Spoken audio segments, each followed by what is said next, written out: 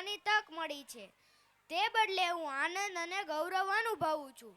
મિત્રો, જ્યારે આપણે સમાજ શિલ્પી શબ્દ સાંભળીએ ત્યારે તરત જ કોઈ એક મહાન વ્યક્તિની છબી આપણી આંખ સામે ઊભી થાય છે.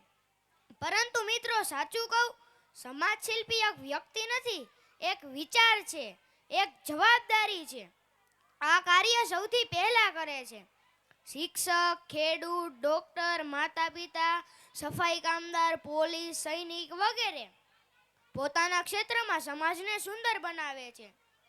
સમાજને શિલ્પી બનાવવા માટે કોઈ યશ, પ્રતિષ્ઠા કે કોઈ મોટા હોદ્દાની જરૂર નથી. નાની નાની વાતોમાં પણ સમાજ ઘડાય છે. સમાજને આપણે વડીલોનું માન રાખીએ, નબળાને મદદ કરીએ, સાચું બોલીએ, સ્વચ્છતા જાળવીએ અને એકબીજાને સમજીએ ત્યારે આપણે પોતે જ એક સારા સમાજ શિલ્પી વ્યક્તિ બનીએ છીએ.